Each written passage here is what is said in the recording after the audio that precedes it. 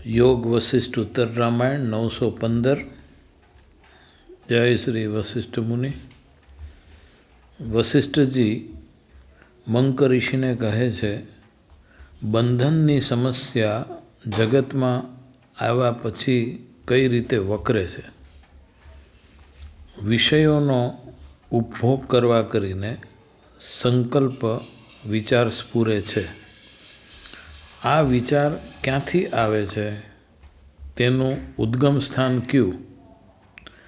જન્મથી બાહ્ય રૂઢતા થકી મનુષ્યો વિષયો તરફ આકર્ષણ જમાવે છે।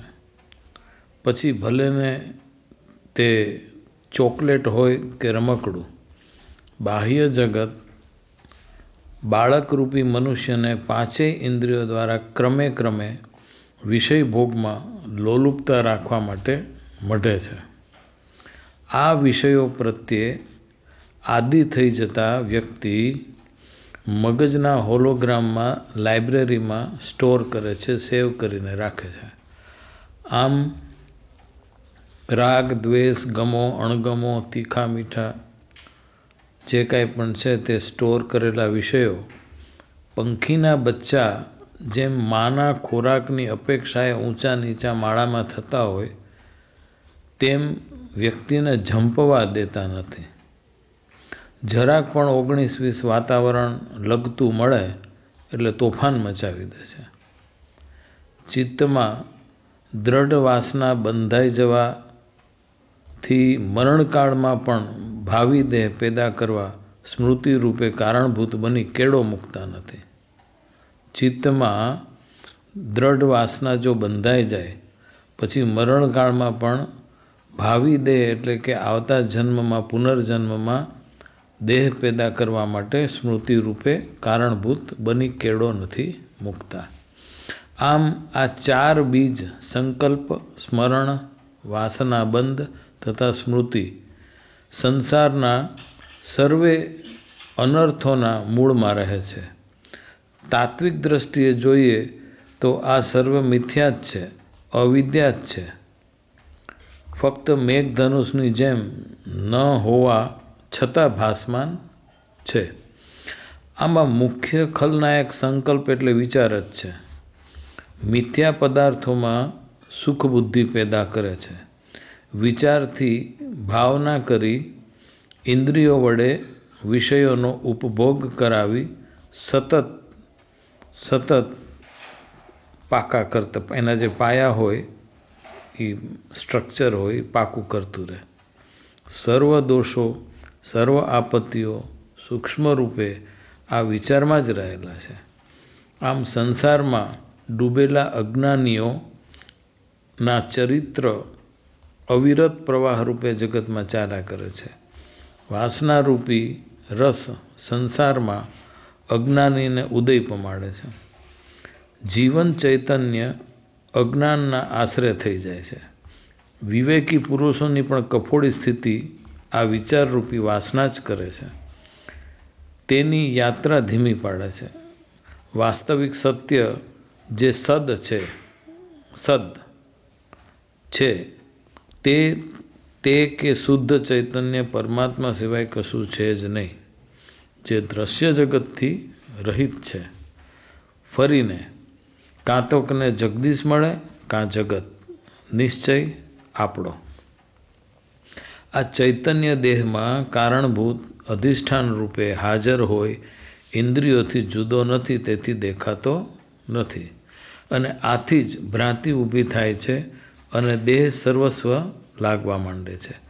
આ સર્વે અજ્ઞાન ભ્રાંતિ માત્ર જ્ઞાન વડે જ નષ્ટ પામી શકે અને પામે છે। સમસ્ત બ્રહ્માંડમાં ચેતન સત્તા એક જ છે। દ્રશ્યની વિવિધતા આકારો લઈને જુદી જુદી જણાય છે। હવે જે જ્ઞાન થકી થવાનું કરવાનું છે તે દ્રશ્ય દેખતા જ દ્રષ્ટિ છે, તે દ્રષ્ટિનો બાદ કરવાનો છે। દ્રષ્ટિનો બાદ એટલે જોવાવાળો જે દ્રશ્ય જોવે છે તેની સચ્ચાઈ પારખી લેવી। આમ કરતાં દ્રશ્ય અને દ્રષ્ટા એક થઈ જશે. પછી દ્રષ્ટિનો બાદ નિયમે થઈ જશે. હવે સર્વેના સારરૂપ એક ચેતન તત્વ જ બાકી રહે છે. જ્ઞાનની દ્રષ્ટિથી જ્યારે જીવાય ત્યારે જે જાણવામાં આવે તે પણ જ્ઞાનરૂપ થઈ જાય છે. જેમ કે અજ્ઞાનને જોયું, અનાત્માને જોયું જ્ઞાનથી. તેથી કંઈ અનાત્મા મૃત્યુ નથી પામતું, પરંતુ તેનું જુદાપણું હવે રહેતું નથી. એટલે ચિદ્રૂપ જ્ઞાન સિવાય કશું જ છે નહીં. સાર જોઈએ તો દ્રષ્ટા, દ્રશ્ય, દર્શન ત્રિપુટી પ્રત્યેકમાં વ્યાપ્ત સત્તા કઈ છે? તો કે જ્ઞાન. દ્રષ્ટામાં ચેતન, તેના હોવાથી ઇન્દ્રિયો દ્રશ્ય જોવે. જે સામે દ્રશ્ય છે તેમાં પણ ચેતનની જ હાજરી છે. બંનેનો કારણભૂત સ્તંભ એક છે. તેથી તેમાંથી ઊભું થતું દર્શન પણ ચેતનના કારણે જ સંભવ બન્યું છે. દ્રષ્ટા ન હોય, જો દ્રષ્ટા ન હોય તો દ્રશ્ય ન હોય, તો પછી દર્શન કેમનું ઊભું રહે? સજાતીય પદાર્થ બીજા સજાતીય પદાર્થ સાથે જ એકતા અનુભવ કરી શકે.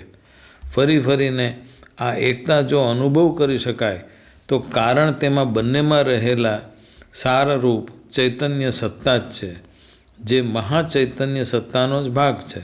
જેથી તત્વ એક જ છે એવો નિર્ણય કરવો પડે. આ સઘળા જગતને, દ્રશ્ય વર્ગને એક દોરીના મણકા માનીએ તો એ ચેતન તત્વ જ છે. તો પછી અજ્ઞાનનો પણ તેમાં સમાવેશ થઈ જાય છે. અજ્ઞાન ઇન્દ્રિયોનો ઘોર સહકાર કરી, સથવારો કરી જગતને અનુભવમાં લાવે છે. પરંતુ જગત તે મહાસત્તા ચેતનથી અલગ તો નથી જ. તેથી જગતનો બાદ કરી જગદીશ મેળવવા કે જગતના દ્રષ્ટા દ્રશ્યથી ઊભો થતો સંસાર જગદીશ જ છે તેમ માનવું. બંનેમાં જ્ઞાન કોમન સાર તત્વ તરીકે જ રહે છે.